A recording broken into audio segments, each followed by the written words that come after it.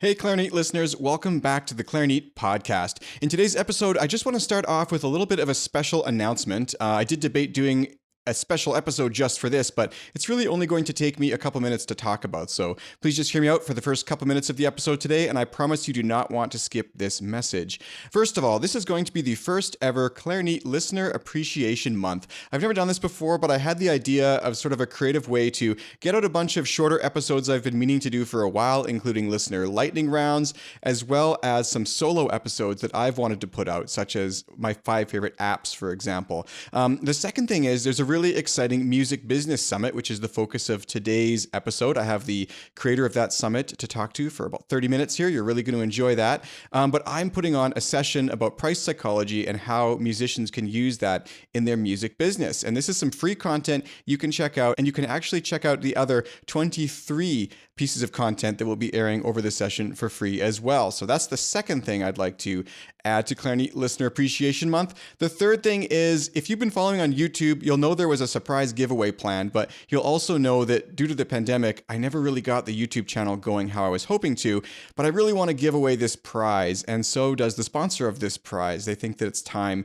to give it away. So I'm going to announce what it is right now, and also maybe do an unboxing on YouTube you can check out. But the prize is a Bakun Protege in Coco Bolo Gold, which is my favorite look. I think it just looks stunning, sounds amazing. This prize is worth $3,399 US, and I'm super thankful to Bakun for supporting the Clarinet podcast with this amazing prize. If you'd like a chance to enter to win this prize, you can head to clarinet.com/enter, and you can actually get some bonus entries by signing up to take part in the music summit that's the focus of today's episode. If for some reason you don't want to enter to win that prize at clarinet.com/enter, you can also just check out the music summit in today's episode by itself at clarinet.com/music summit.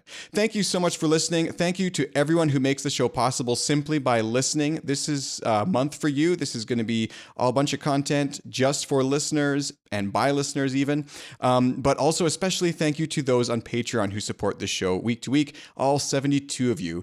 It really helps make the show possible, allowed me to upgrade the microphone and some other equipment this year. I'm always investing back into the podcast and trying to take it to the next level. So this month is about you, and this prize is about you. And thank you so much for taking the Clarinet podcast to really amazing levels. I had no idea when I started this 5 or 6 years ago that it would get to this point. And I'm really, really blown away and thankful for all the support and appreciation from the worldwide clarinet audience. So stop what you're doing right now, pause this episode, head to clarinet.com/enter, and also check out the Music Summit at clarinet.com/music summit.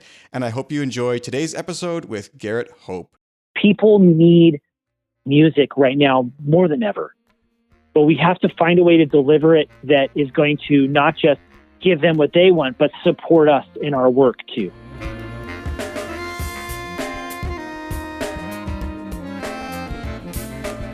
Hi, I'm Sean Perrin, and you're listening to episode 148 of the Clarinet Podcast, the show for clarinetists. In today's episode of the show, I'm joined by Garrett Hope, for the third time actually on the show, as he shares information on how to attend his free music business summit, which is taking place tomorrow, January 7th through 9th, 2021. His goal was to have 21 presentations by 21 presenters in 2021, and he actually exceeded this goal and ended up having 24 presenters and topics. We discussed some of the featured presenters and what they're going to be talking about, creating your own opportunities, and how to move forward as musicians after this ongoing situation, which just seems like it's never going to end. I want to thank our 72 Patreon backers for helping make the show possible. If you'd like ad-free versions and extended versions sometimes of episodes just like this one, you can become a patron of the Clarinet Podcast today for as little as $10 per year. That's right, less than $1 per month at clarinet.com/subscribe. Also, thank you, of course, to our sponsors. You can take your playing to the next level with Bakun Musical Services. With 14-day trials, free shipping on eligible orders, and expert advice, you can be sure you're making the best choice for your musical needs. For Canadian customers, be sure to check out the new store in Canadian dollars. And for all of you listening, you can get 10% off any purchase now at the Bakun online store with code Clarinet at checkout. That's code Clarinet at bakunmusical.com. Imagine a reed that lets you focus on your music, lasts for months instead of days, and even saves you money in the long run. It's all possible with Leger Reeds, the world's leading synthetic reed brand made right here in Canada. The European cut reed is preferred by Leger artists all over the world, including Eddie Daniels, David Schifrin, Corrado Giuffretti, and many others. It offers a warm, clean sound with great ease of articulation and is now available for E-flat, B-flat, and bass clarinet. Learn more at your local music store or at legere.com. That's legere.com.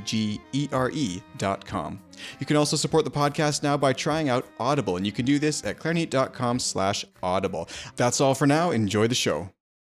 So tell me all about this Music Business Summit and why clarinet players or musicians in general might want to take part in this. Oh, I'm so excited about this. The journey to create this summit really started over the summer because I was really concerned for all of my musician colleagues. I mean, personally, I had multiple performances canceled. I'm a composer and primarily, and I had multiple premieres just didn't happen. And other performer musician friends had so many gigs canceled that they lost tens of thousands of dollars of income. And if you're a listener of my show at all, you know that part of my overriding philosophy is that we have to create multiple streams of income as musicians in the 21st century. And this pandemic has shown that so many of us were relying too much on a single source of income. And more than that, we weren't really thinking strategically business-wise. And so I was trying to create some resources for musicians so that they can take control and really up their business for the new year. So part of the tagline, what I'm selling it as, is you write your own stimulus check for 2021.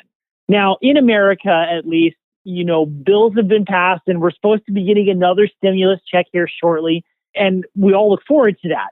But no matter how big it is, it's not enough to help us actually run our business as well. If we really want to make a difference in our communities, with the people we serve, the students we teach, the music we make, we have to think like businesses. And for a lot of people, that is kind of a shocking thought because they focused on the art, and the art is the ultimate goal. But in order to get the art out into the world, you have to know about marketing. You have to know how to fund yourself. You need to know how to run your business. So that's why I created this, so that musicians of all types can learn strategies of branding and PR. They can learn about marketing. They can handle mindset issues. They can lay out a financial roadmap. They can learn about pricing structures and the value ladder and thinking like a business. I promised 21 teachers giving 21 high leverage strategies for 2021. And I think we ended up having 24 or 25 lessons plus 4 live panels. So Sean, it's going to be immense, the value that we're putting out in the world, and it's free. Can you believe that? So you can just come and you can get the tools you need so that you can get your 2021 off to the right start. That's amazing. I can't believe the level of effort you put into this, and also the extremely large panel of guests with really diverse offerings. I mean, I'm thrilled to have been invited. I'm going to be talking about price psychology, but that's just one of the many, many things in there. So would you want to tell me maybe about 3 or 4 or maybe 5 of the sort of best sessions that you think clarinetists are just going to love? Oh, gosh. Just to pick 3 or 4. This is a hard task, Sean. Maybe 15 or 16. We'll go through them all. So thinking about clarinetists, your price structure, price psychology talk is going to be really valuable because a lot of studio owners and people who teach privately, they think in terms of one set price or one set offering. That's going to rock their world, right? Like how to think about your offers in a new way. My talk, not to toot my own horn too much, pun intended, is about the value ladder and thinking through all the offers you make, even for a studio teacher or a performer. We actually offer different things to different people at different times. And it's about scaling that relationship and going from low value, low price offers up to our highest value, high price offers. How do you structure that ladder? How do you then scale the relationship with the clients and your students up? So those are 2 things. Then there's also going to be a panel on music education. Eric Branner, who co-founded Fonz, which is a software tool that manages scheduling and payment and a whole bunch of other things for studio owners, will be on this panel, plus a few other educators, and we'll be discussing Like, do you have to go to school for this? To build a successful studio or to be a successful performer, do you actually have to get that university degree right now? Arthur Brewer is going to be talking through website essentials. What is it that you really need to make your website functional so people can find you, that they can hire you? One more that I think is going to be really interesting is Jason Heath, who has also been on your show, another great podcaster. He has been investing heavily into growing his YouTube audience. And I know a lot of us as performers and even composers and teachers, that YouTube is a great way to reach a wide variety of people. And so he'll be teaching about upping your business game using video. What tools do you need? How do you do it? How do you do it right? The ins and outs. And that's just I think I chose 4 things to talk about. We could go on and on and on, but those are some highlights that I think are going to be extremely valuable. I love that. I've got to tune into Jason's session because not only do I love everything that he puts together, but he's doing a really great job of his YouTube. And it's kind of ironic because I put out a podcast episode last year called How to Make 2020 Your Best Year Yet. And I feel like I cursed everything. Some of my goals were like to improve my YouTube presence, which unfortunately didn't happen because for me, actually, things got a lot busier throughout this whole situation, unfortunately. I'm hoping things will kind of stabilize here for the new year. But just to read some other titles here, we've got Turning Ideas into Realities, Being a Business Person as well as a Musician, Healthy Finances equals Healthy Business. And, we don't learn all this stuff in music school. Some people in the past have said to me, well, they appreciate that music university is still not considered to be like vocational training. It's more, universities are more of theoretical institutions, right? And they should stay that way. And okay, that's fine. But we should maybe still have what I would call R&D, like research and development into yourself to invest in for the year, whether that be a time commitment or a monetary commitment. Like you got to look into how to build yourself as a player, not only, but also as a business person and leverage what you know into a career. That's right. And, I'm a firm believer in education. I have my doctorate. I've taught at multiple universities, and I think it's important to go to school. However, we've done a disservice, especially to a lot of musicians, because we teach them how to do music well. But then they graduate and the expectation is, okay, go forth and get that orchestra gig or go forth and get that university teaching position. And these things are becoming harder and harder to get. And we don't equip the musicians for the hustle. How do you build an effective teaching studio? How do you fund your recordings? How do you release your recordings? How do you think like a business owner? That's where a lot of the failure is. And the education world is completely changing here too, not just because of COVID, but university funding is undergoing this massive change. When I was in my master's degree almost 20 years ago now, one of my mentors held this carrot in front of us saying to my colleagues and I that this is a great time to be in school because all the baby boomers are going to retire. But then you know what?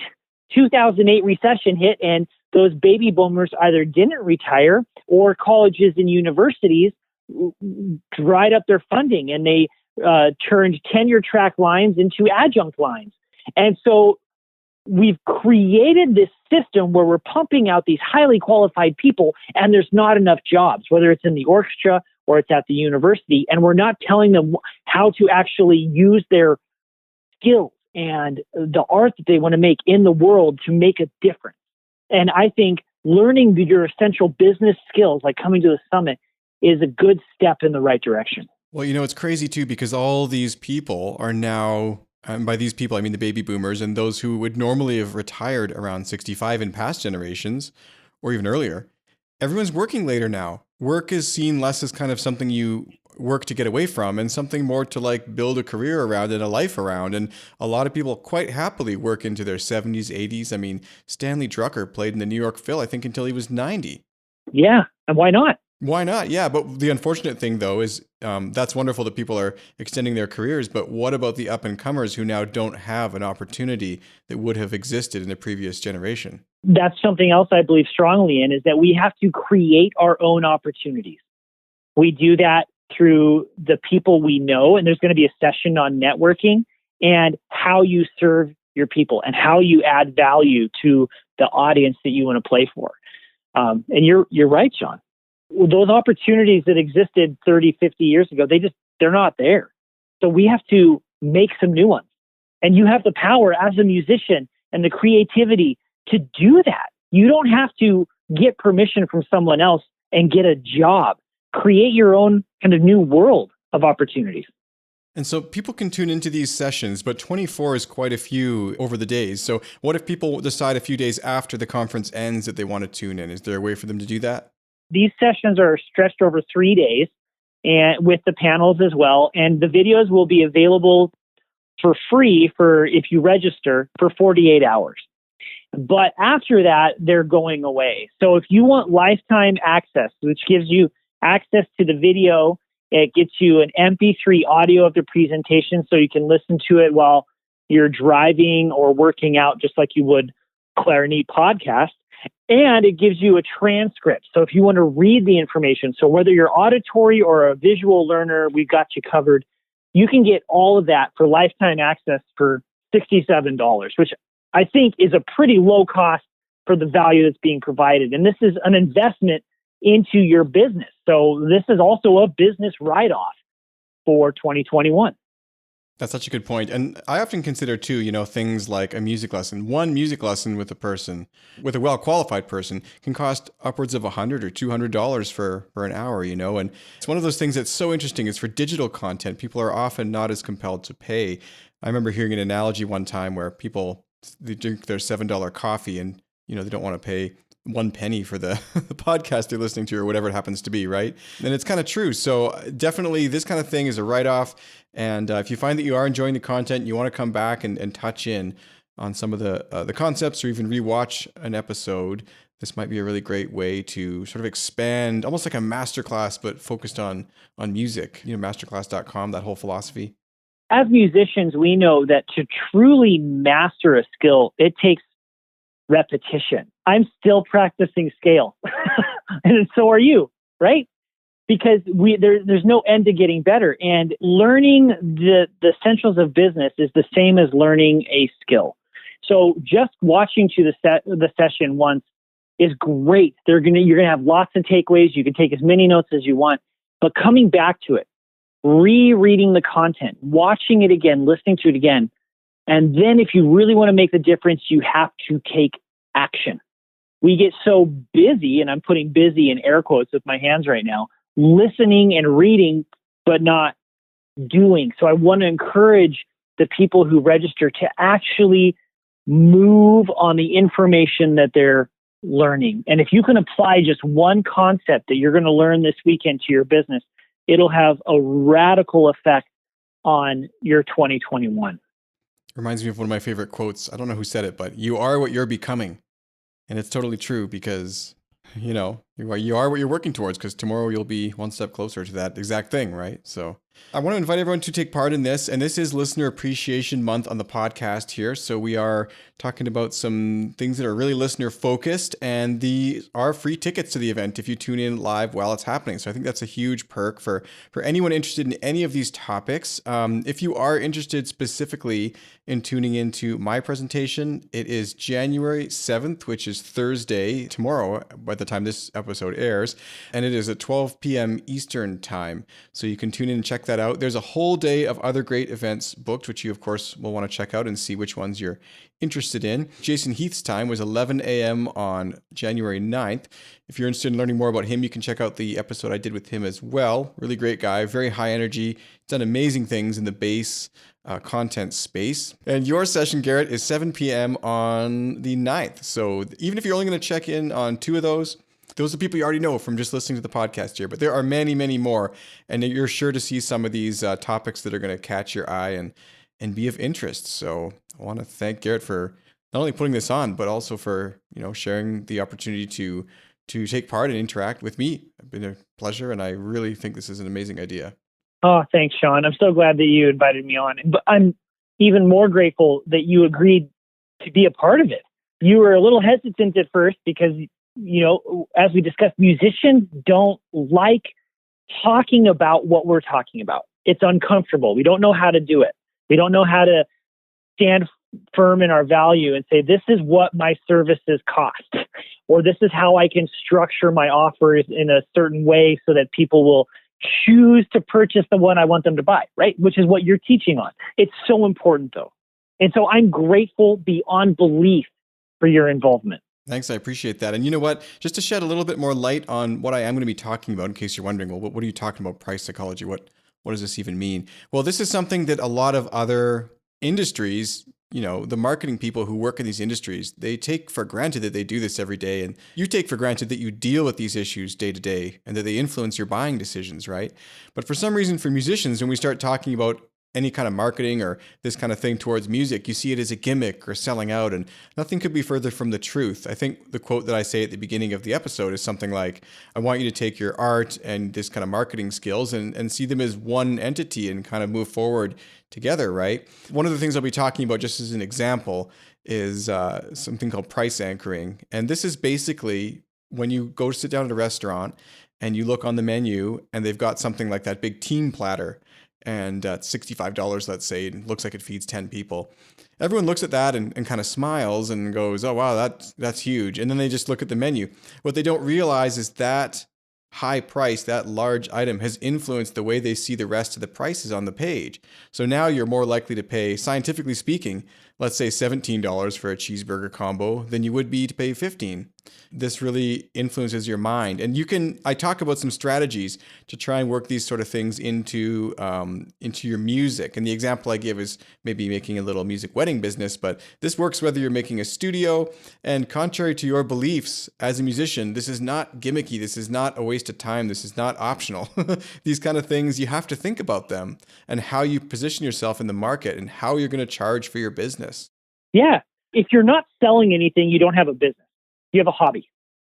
Businesses are about helping people achieve what they want, what they need, what they deserve. And we are in music because we love it, but we teach, well, because we love it, but more because someone came to us and said, oh, I want to know what you know. And so you're offering the service, you're delivering a desire, you're helping them fulfill their dream. And using your price psychology, you can structure your group classes, your online classes, your in-person lessons, all of it in a certain way so that you can make the biggest impact while also making the biggest difference to your bottom line. And this isn't about being greedy. It's about serving others first. But if you don't value yourself and price yourself right, you're undervaluing your work. And you get into that in your lesson so much. So people should just come to watch yours anyway. I hope it really helps people. And I do hope that people take it to heart. And if it's not your thing, that's okay. But you have to note that, just like Garrett said, if you're not willing to charge and charge appropriately, there does come a point where it is a question of whether or not it's kind of more of a hobby or a business, right? And one of the challenges, though, and I was going to ask if this is addressed anywhere in the conference, because I haven't seen all the upcoming episodes, although I do try to tune in for as many as I can. What kind of ways do you think this will help people moving forward post-pandemic here? And what about, like we talk about pricing things accordingly, but what if there is no or seemingly no audience to purchase the activities? What then?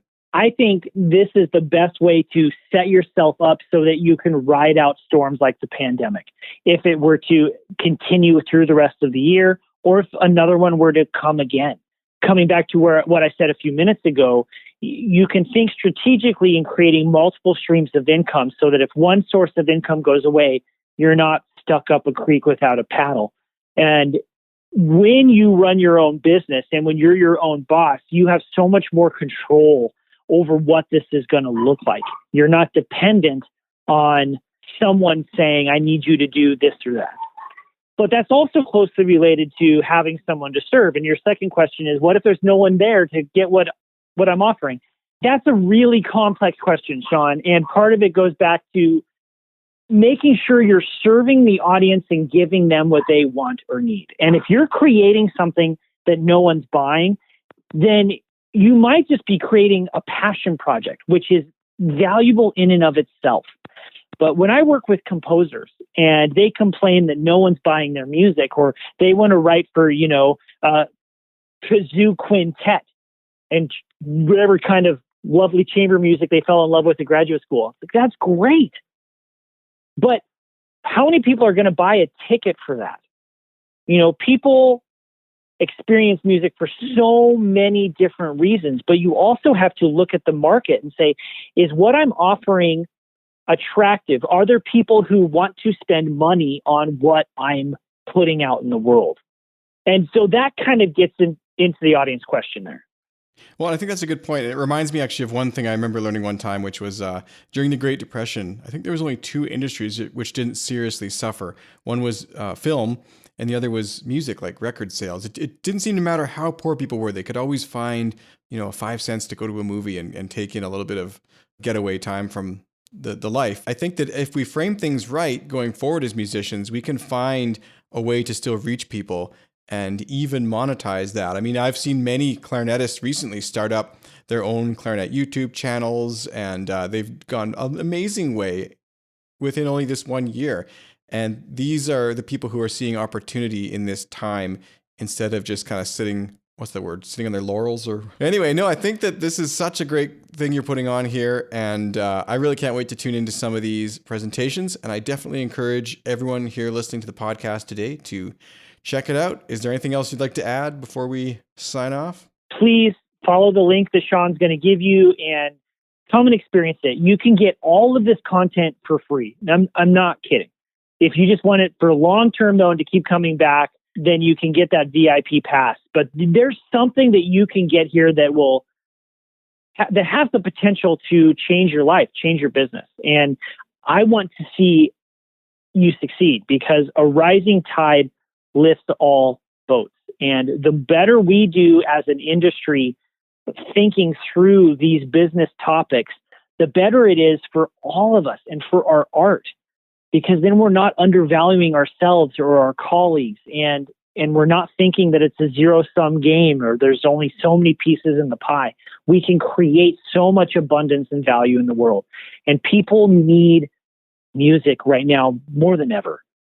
But we have to find a way to deliver it that is going to not just give them what they want, but support us in our work too. I love it. Well, Garrett, that was great. Thank you so much for coming on today. You can check out a link to register for free for this summit at clarinet.com/music summit, all one word. That's clarinet.com/music summit. So thank you so much, Garrett, for coming on the show. I look forward to the conference on Thursday.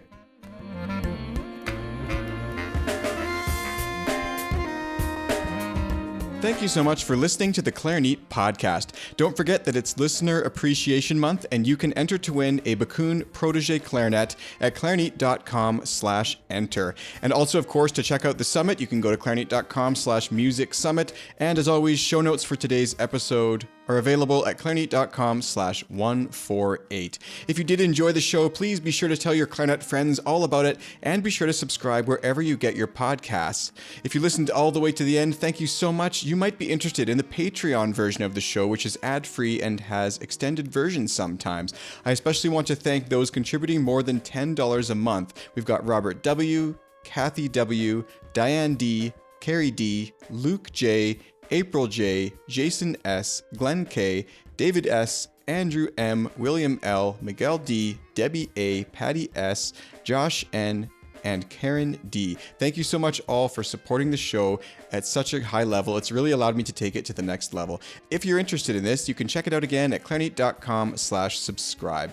Of course, I'd also like to thank our sponsors. You can take your playing to the next level with Bakun Musical Services. With 14-day trials, free shipping on eligible orders, and expert advice, you can be sure you're making the best choice for your musical needs. For Canadian customers, be sure to check out also the new store that allows you to pay in Canadian dollars. And for everyone else listening, you can save 10% on your next clarinet, accessory, mouthpiece, barrel, bell, any purchase at bakunmusical.com with code clarinet at checkout. That's code clarinet at bakunmusical.com.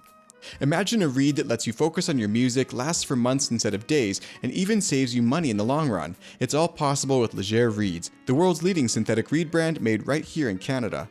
The European cut reed is preferred by Legere artists all over the world, including Eddie Daniels, David Schifrin, Corrado Giuffretti, and many others. It offers a warm, clean sound with great ease of articulation and is now available for B-flat, bass, and E-flat clarinet. Learn more at your local music store or at legere.com. That's Legere.com. Thanks so much for listening again, and I look forward to seeing you next time on the Clarinet Podcast, the show for clarinetists.